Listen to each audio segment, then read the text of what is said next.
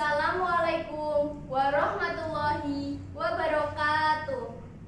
Alhamdulillahilladzi hadana li hada wa ma kunna linahtadiya laula an hadanallah.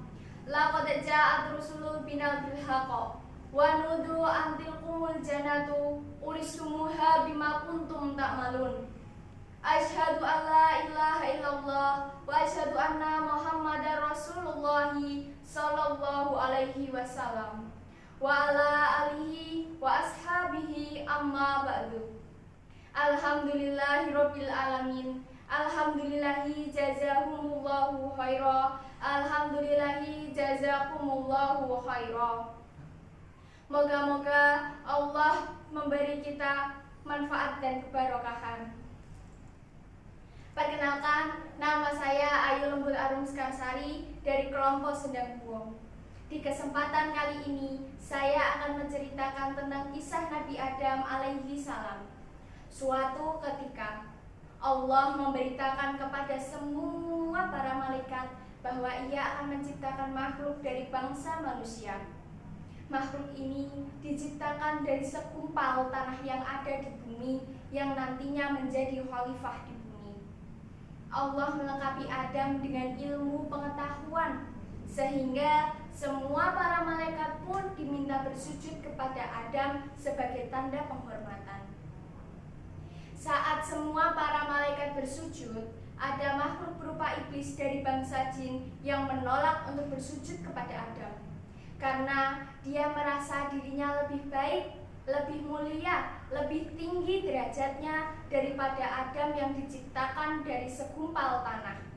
Mendengar perkataan itu, Allah murka kepada iblis, lalu mengutuk iblis dan mengusirnya dari surga. Setelah iblis keluar dari surga, iblis memohon kepada Allah agar diberi kehidupan hingga hari kiamat tiba. Dan dia bersumpah akan mengganggu Adam dan anak turunnya agar melanggar perintah Allah. Adam pun berdiam dan tinggal di surga selama beberapa waktu. Hingga akhirnya Adam merasa kesepian dan Allah menciptakan Hawa untuk menemani Adam di surga. Adam pun menikahi Hawa dan Allah mengizinkan mereka berdua untuk tinggal di surga dengan syarat mereka tidak boleh mendekati dan memakan buah pohon kuldi. Bertahun-tahun Adam dan Hawa mematuhi peraturan itu hingga setan terus perlahan mencoba merayu dengan tipu dayanya. Ya, tipu daya berhasil. Akhirnya Adam memetik buah pohon kuldi dan memakannya bersama Hawa. Namun setelah mereka berdua memakan buah pohon kuldi, tiba-tiba aurat mereka terbuka.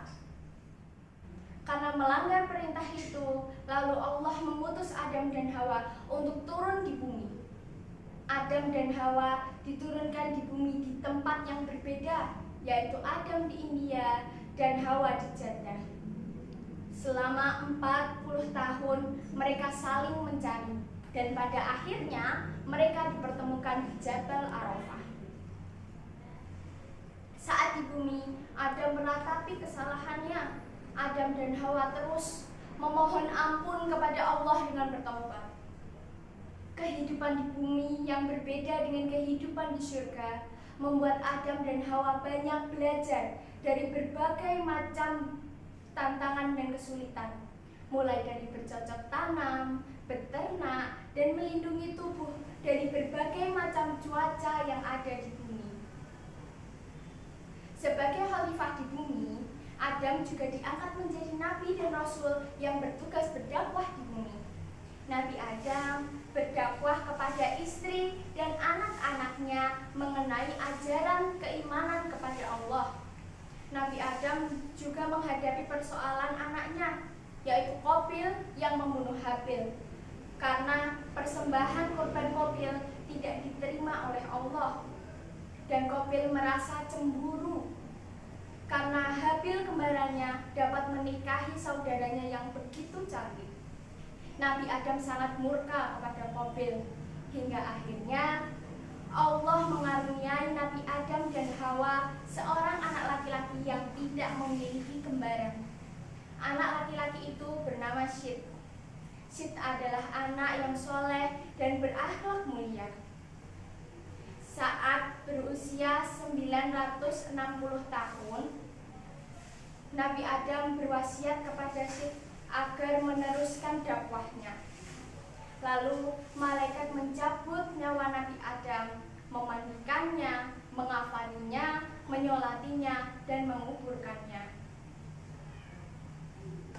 Dari kisah Nabi Adam alaihissalam dapat kita ambil hikmahnya, yaitu sebagai manusia sudah selayaknya kita mengetahui bahwa iblis adalah musuh yang selalu menggoda kita agar kita ke jalan yang sesat.